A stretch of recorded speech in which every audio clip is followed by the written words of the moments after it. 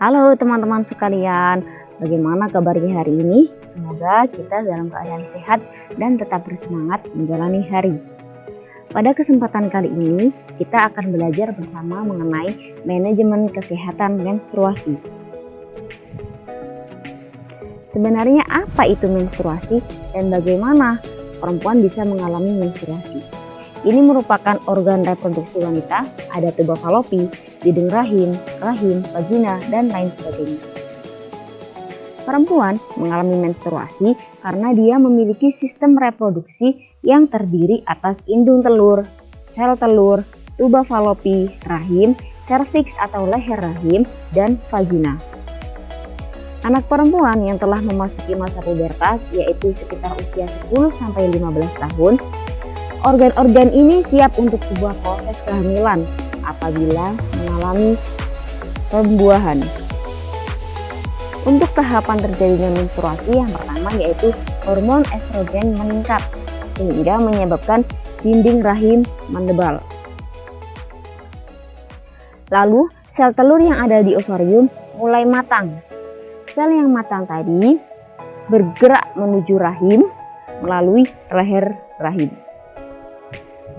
Sel telur yang telah menempel di rahim ketika tidak dibuahi akan luruh bersama dinding rahim. Darah, lapisan dinding rahim, dan sel telur yang tidak dibuahi tadi keluar melalui vagina. Lalu ada sebuah istilah yaitu menarche. Apa itu menarche?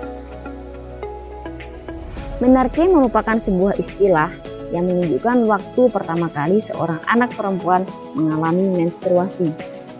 Biasanya, anak perempuan mengalaminya pada masa pubertas atau masa remaja, umumnya antara umur 10 sampai dengan 15 tahun. Lalu, apakah anak yang sudah pernah menstruasi bisa hamil?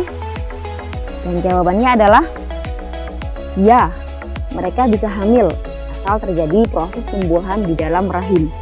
Oleh karena itu, mulai masa ini, kita sebagai perempuan harus lebih waspada, harus lebih menjaga diri kita agar tidak terjadi kehamilan yang tidak diinginkan. Lalu bagaimana mengelola menstruasi secara bersih dan sehat? Apa yang harus dilakukan saat menstruasi? Yang pertama, kita harus menyediakan pembalut. Lalu, kapan penggantian pembalut tersebut? Sebaiknya dilakukan selama 4-5 jam sekali. Bisa lebih sering ketika darah yang keluar sangat banyak. Lalu, apa perbedaan pembalut sekali pakai dan pembalut pakai ulang? Ada 2 macam pembalut. Sekali pakai, jadi hanya bisa dipakai sekali, setelah dipakai langsung dibuang. Dan juga ada pembalut pakai ulang, umumnya pembalut ini terbuat dari kain. Jadi setelah digunakan, bisa dicuci kembali, dibersihkan, dikeringkan, lalu bisa dipakai kembali.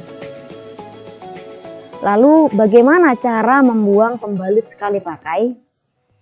Tentunya pembalut yang kita pakai tadi harus dibungkus dulu. Bisa dengan kertas koran ataupun kresek. Setelah itu baru kita buang ke tong sampah. Lalu apakah menstruasi itu menyakitkan? Sebagian perempuan merasakan sakit di bagian perut dan juga di bagian punggung. Ada juga yang merasakan sakit yang amat parah sehingga mereka memerlukan obat sakit perut. Tapi ada pula wanita yang tidak merasakan sakit sama sekali. Lalu ada pula mitos terkait menstruasi. Di antaranya tidak boleh keramas, tidak boleh makan daging. Padahal saat kita menstruasi, kita harus lebih menjaga kebersihan diri kita. Salah satunya dengan keramas. Dan ketika kita menstruasi, sebaiknya kita juga memperbanyak konsumsi makanan yang bergizi seperti daging yang mengandung protein untuk mengganti zat-zat yang telah luruh bersama darah tadi. Lalu bagaimana menciptakan lingkungan yang mendukung MKM? Yang harus kita pahami pertama, yaitu perempuan yang sedang mengalami menstruasi bisa beraktivitas dengan normal.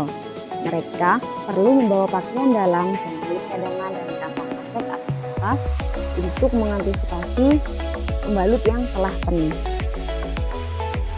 Hal yang kedua yang perlu dipahami yaitu laki-laki wajib memberikan dukungan pada perempuan dalam mengelola menstruasinya dengan cara tidak mengejek, tidak menggoda, ataupun tidak menuding anak perempuan yang sedang mengalami menstruasi. Dua hal ini dapat terwujud melalui peran serta guru dan orang tua. Orang tua dan guru berperan sebagai sumber informasi anak, memberikan informasi kepada anak agar anak paham dan tidak merasa bingung ketika mengalami menstruasi. Apalagi anak perempuan yang baru mengalami menstruasi pertama kali. Guru juga dapat mendorong pihak sekolah dan komite untuk memastikan lingkungan sekolah yang sensitif terhadap isu MKM, seperti tersedianya sarana prasarana yang memadai, tersedianya pembalut ganti atau pembalut cadangan di UKS, dan lain sebagainya. Berikut ini merupakan rekomendasi jamban sekolah yang ramah MKM. Dapat kita lihat pada tampilan kamar mandi atau toilet ini, tersedia tempat sampah yang tertutup. Ada pintu yang dapat dikunci dan dilengkapi gantungan pakaian.